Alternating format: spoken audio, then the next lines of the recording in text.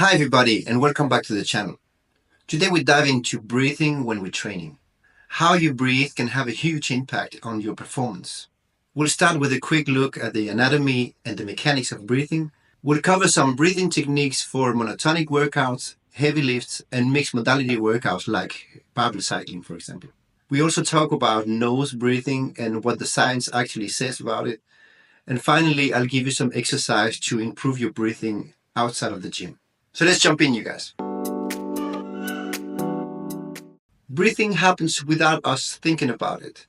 But here is a simplified explanation on what's going on mechanically. You can breathe through your nose, you can breathe through your mouth, and you can breathe through both at the same time. The air then travels to your lungs through your larynx and trachea, and your main breathing muscles are the diaphragm and intercostal muscles. When you inhale, the diaphragm contracts and pulls air into your lungs. The exhaling part is more passive as the diaphragm relaxes. There are three main kinds of breathing: chest breathing, abdominal or belly breathing, and a combination of both. Belly breathing or abdominal breathing happens when the rib cage is more static and the diaphragm makes the lungs expand downwards, and that pressure creates an outwards movement of your belly. Belly breathing can help calm down the nervous system, can help with digestion, and have many other applications for when you need full air control. Like, for example, when you're playing the saxophone, when you're singing, or even when you're talking. Chest breathing occurs when the diaphragm is relatively still and the intercostal muscles take over, expanding the rib cage outwards and upwards with the help of some accessory muscles around the neck and the shoulders. And this method is more tiring and taxing because it requires more muscle working together. This type of breathing is mostly suited for fight or flight situation where the stress level is very high. And then you have the combination of both chest and abdominal breathing to fill your lungs to the maximal capacity. This method is well suited when you need maximal air into your lungs, like for example during a high intensity workout, or for example when you need to hold your breath for a long time when you're going underwater. In all three types of breathing, maintaining an upright posture makes it easier to expand both the belly and the chest. For example, try to talk as much as possible and take a deep breath. And then try to open up your chest and take a big breath. It's much easier when your chest is opened up. The position of the head can also play a significant role in how freely the air can pass through. If you tilt your head down, you compress your trachea, making it very hard to breathe. On the other hand, if you tilt your head up, you open up your airways, making it much easier to breathe. And these are very simple mechanical principles that you need to remember when you train. Now let's talk about how to breathe during long monotonic workouts like running, rowing, or biking. One of the biggest challenges with these kind of workouts is finding a breathing rhythm that matches your movement. Everyone's rhythm is different, but the key here is tempo. Let's take rowing, for example. Some rower might breathe once per stroke, while others might breathe twice per stroke. It depends a lot of the situation, your fitness level, and what you feel most comfortable with. But let's say you breathe once per stroke. You could, for example, inhale as you drive the handle to your chest and exhale as you recover. The important thing is to find a rhythm that you can maintain during the whole workout. Another example could be running. You could try to match your breathing pattern to your strides. For example, you could inhale for 2 strides and exhale for 2. You can also try to inhale for 3 strides and exhale for 2. There are many strategies on how you can breathe and finding a rhythm that matches your strides. Some people also breathe through the first 3 strides and aggressively exhale on the 4th.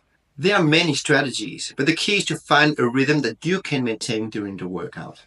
And remember to check your airways. Are you tucked in? Is your head down?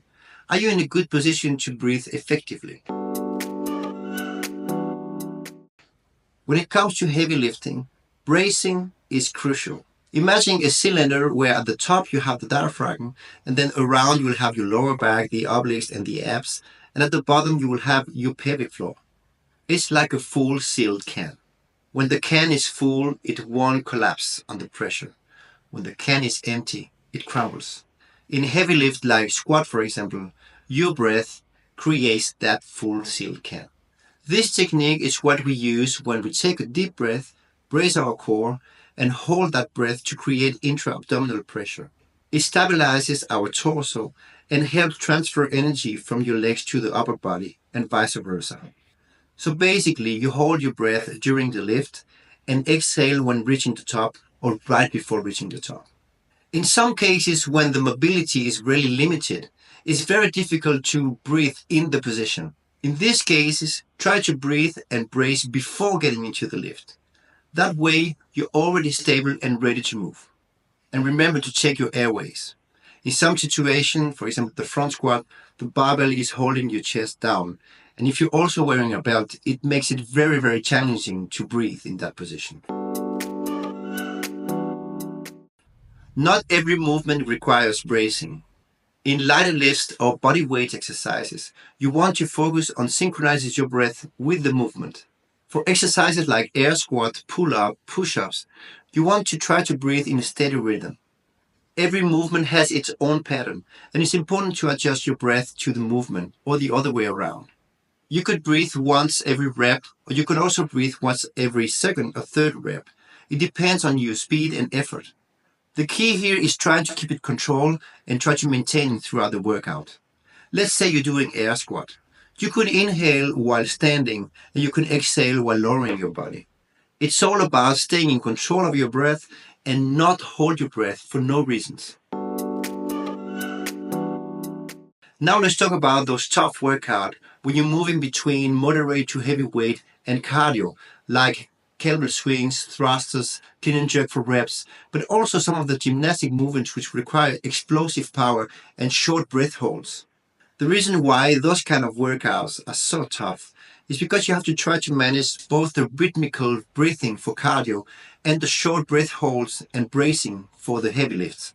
Let's take thrusters, for example. You want to hold your breath and brace while you're squatting. You want to exhale as you push to overhead and inhale as you're lowering the bar to be ready to hold your breath again as you squat. You're constantly switching between holding your breath and try to breathe while you're doing the transitions, making those workouts extremely challenging. Let's take another example, the kettlebell swing. You want to hold your breath and brace as you receive the kettlebell. You want to exhale as you push the kettlebell to overhead, and you want to inhale on the way down, getting ready for another breath hold as you receive the kettlebell again. So basically, you need to hold your breath when you need bracing to avoid collapsing. And you want to exhale as you're pushing, and you want to inhale to get ready for another breath hold. This technique can also be applied for gymnastic movement like bar muscle-ups or handstand push-ups. Where it becomes really challenging is when you need to brace for a longer time, for example, carries and holds. And sometimes you're not even in a good position to breathe. In this case, you need to always make sure that you have a lot of air in your lungs for bracing while trying to breathe from the top of your lungs. Very challenging. And remember to check your airways. Are you collapsing? Are you looking down? Are you into a good position to breathe effectively? A common myth is that mouth breathing is harmful during exercise. However, research finds no significant difference between mouth and nose breathing during high-intensity workouts. The body prioritizes oxygen intake, and mouth breathing becomes necessary to meet the increased oxygen demand during high-intensity workouts. While nose breathing might be ideal at rest for stress reduction and blood pressure regulation during low-intensity workout, switching to mouth breathing allows for a quicker oxygen intake without any negative health effect. Just look at the best athletes in the world. They're all breathing through their mouth when they're reaching high intensity. But when you try to recover as fast as possible between sets or during rest periods between intervals, breathing through your nose as soon as possible might be a good idea. By focusing on nose and abdominal breathing, you can slow down your heart rate and lower your stress level faster. But this technique requires practice. Finally, breathing is something that you can practice at home. And here are a few techniques that can help you improve your breathing mechanics and overall lung capacity. The first one is breath hold after hyperventilation. This method has been made popular by Wim Hof. Basically, you take rapid and deep breath for around 20 seconds, At the end of the 20 seconds, you exhale and hold your breath for as long as you can. When you can't anymore, you just take a big breath and hold your breath again. And then you can repeat the cycle for 2 or 3 times or for as many times as you want. An important thing, do not do this when you're in water. Another method is the square breathing. For example, you could inhale for 4 seconds, hold your breath at the top for 4 seconds, then exhale for 4 seconds and hold your breath at the bottom for 4 seconds. And then repeat that cycle for as long as you can. This is a great way to practice how to be in control of your breath. Another technique is the silent breathing. So basically, this technique is about breathing as silent and slow as possible for as long as possible. This is very challenging, but it helps you have control of your breath and also of your air hunger. The last one is about practicing belly and chest breathing. So to practice this, you can be lying on the floor if you want, or you can be sitting on a chair or standing if you want, and you have one hand on your chest and the other hand on your belly. And then try to move only your belly and then only your chest, and try to move your belly first and your chest after. Try to exhale with your chest and then at the end the belly. There's many ways to practice this, but the idea is to have full control of which hand is moving up and down. That's it for today, you guys, and I hope you enjoyed this video. Remember to give it a like and remember to subscribe to the channel for more content like this.